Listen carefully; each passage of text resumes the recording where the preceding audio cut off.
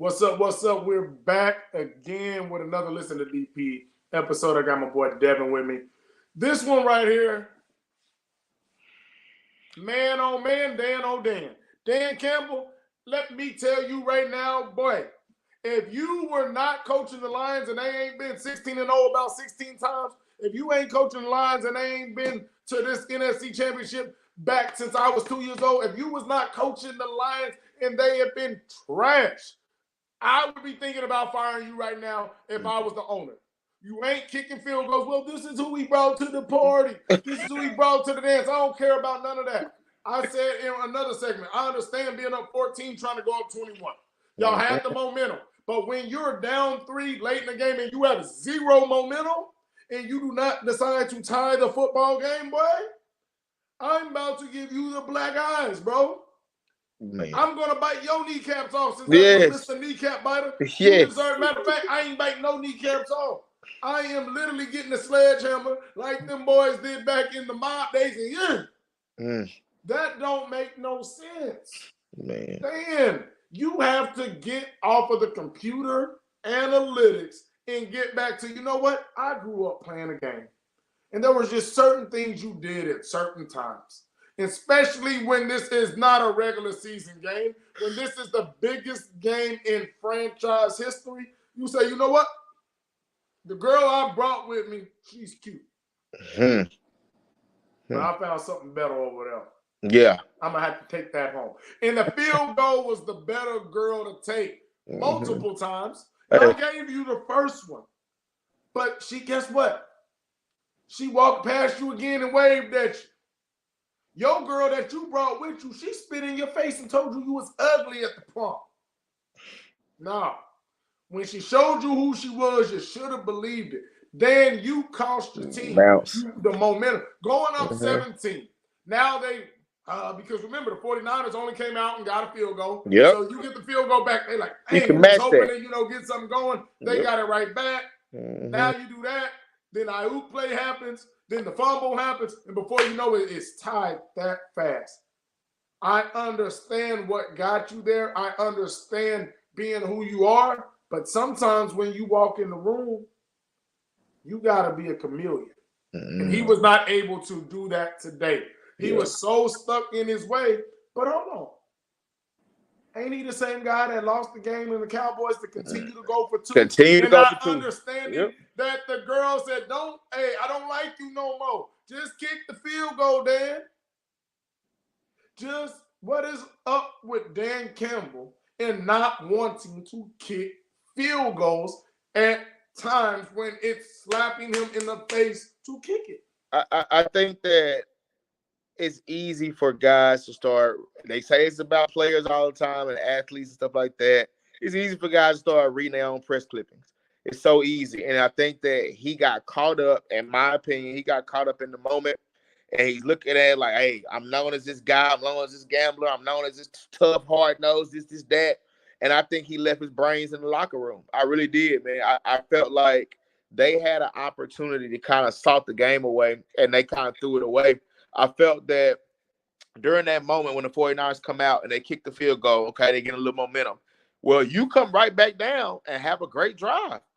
If you kick the field goal, that nullifies the 3 that they just put up, right? And time gone off the clock. And time goes off the clock. Exactly. And we can go back and forth. Time is off the clock. Bet. Now it's basically that same halftime score, but 7 minutes gone. Yep. And we know how momentum works. Now I stop you on 4th down. The crowd is going crazy. That gives juice to my offense. What old boy say on Harlem Nights? That's momentum right there. Hey, I ain't never coming home no more. They told the Lions they ain't never coming home no more. It's over. Sunshine.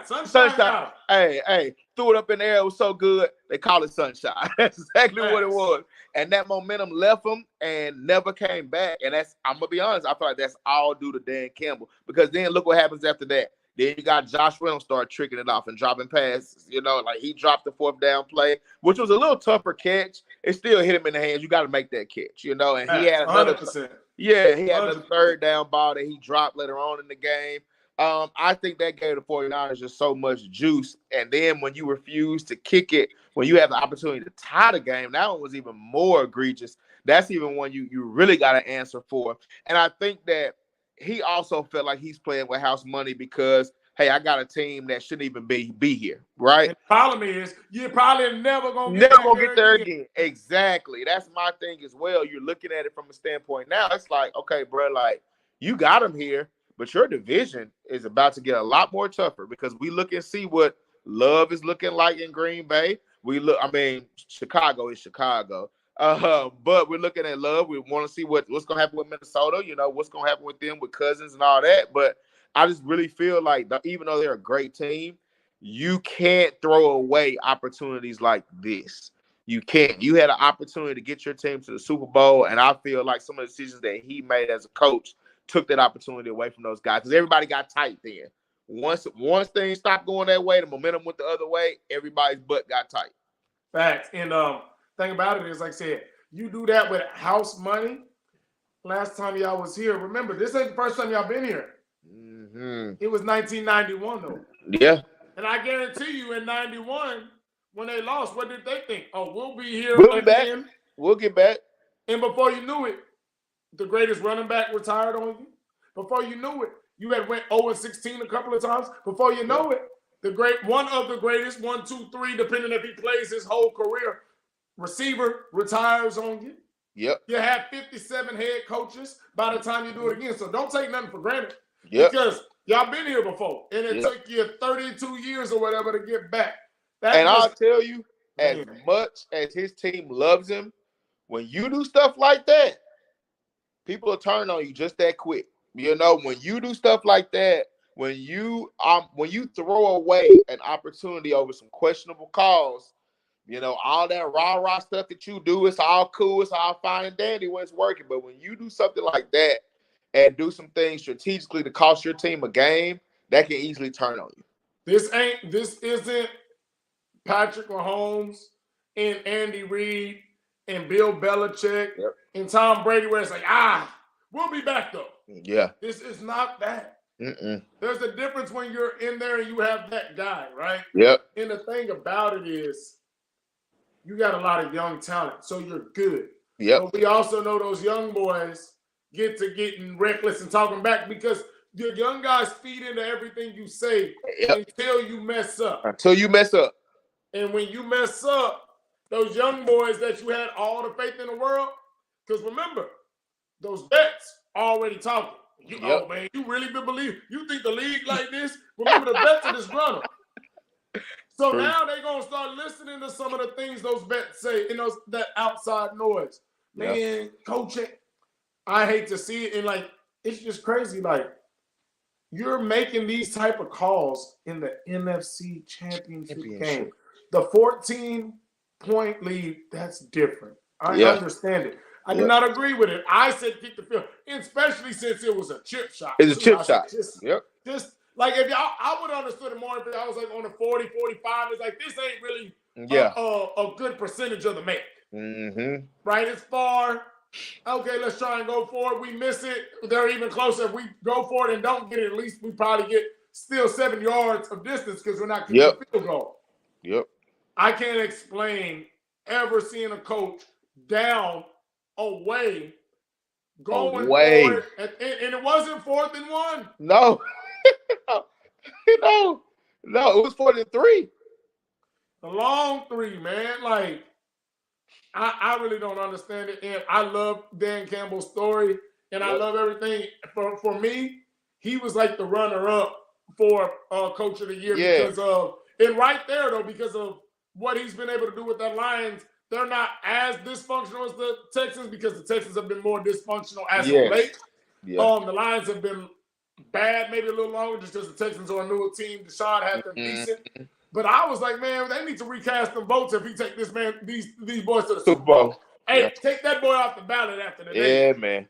I was like, if they go to the Super Bowl, they need some post-season voting for Dan Campbell. Yep. But yeah, bro, it was disappointing to see some of those, bro.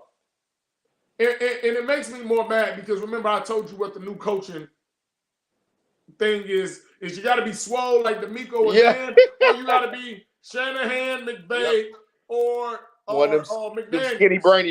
Them skinny brainiacs. Yeah, right. Or you got to be the nerdy guys. Yeah. So if a McDaniels or a McVay or Shanahan made that, I'll be like, yeah. But you've been in the trenches. You look like Yeah. you can still get in there. You know, there's some times where you got to say, let's do what football has always been done, about. and Yep. let's reset. Because even if they go score that touchdown, now we can go score a touchdown. Yep. But now we're down 10 and it's over. Yep.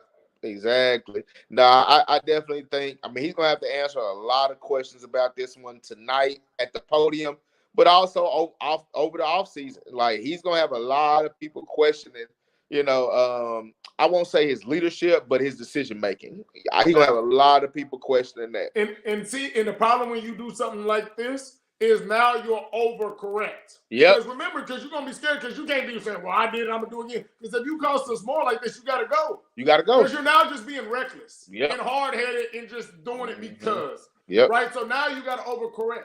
Yep. Because it's like, dang, because if I do this, they already on my case. And let's say you don't get fired. You're definitely going to lose the team for costing them. We did all these runs. You told us to do this. We bought in, and you cost us. And you cost the rest, you took it out of our hands, coach. Yep. And I don't know if you noticed it, and don't get me wrong, it's a kicker. But I don't know if you ever noticed the camera when it panned to the kicker, and he like, WTL, like, what's going on, bro? Like let me kick the field goal, you know? And I agree with him. You know, I think in those moments, you cannot let, if he kicks it and he misses it, I think you still would see less anger from fans and less anger from individuals. Yeah, because it was the right thing to do. Exactly, because it would have been the right thing to do. And I felt like tonight he just made some bonehead decisions that I feel like gave the 49ers momentum, gave them more juice, and allowed them to be able to come back. And in the end, and I think it makes it worse. It's not, if you do that and that was the first time you did it, it's like, but when you did it twice. Yes. And right, a lot of people, and I just remembered it, like I just thought of it. Think about it. Nobody even brought up that I even seen you the same guy who refused to kick that extra point against the Cowboys. Yeah. Yeah. So same this guy. is it's a recurring times thing. Yep. You've cost us games. Yeah. Doing these things. And mind you, it wasn't one time in the Cowboys game and one time. It was twice in this game. And you had like 4 chances to kick that extra point in the Cowboys game. So it wasn't like you went for it. Yeah. And didn't get it.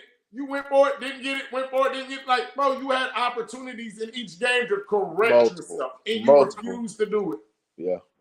So, yeah, man, we'll end with that. It's disappointing how that one ended for the Lions. But sometimes there's an old saying, and it's true. You know, winners win and losers figure out how to lose. So maybe you was just that loser that had disguised yourself really good this year as a winner. Yeah.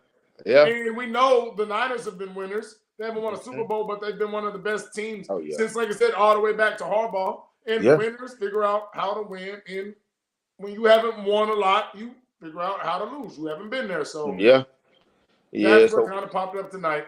Yeah, we'll see, man. Hopefully these will just be growing pains for them and they'll be able to get back. But I don't know. We'll see. Yeah, we'll see, man. But if you haven't, like, subscribe, share with friends, family, man. And we appreciate all y'all support. Y'all keep showing love. And we out.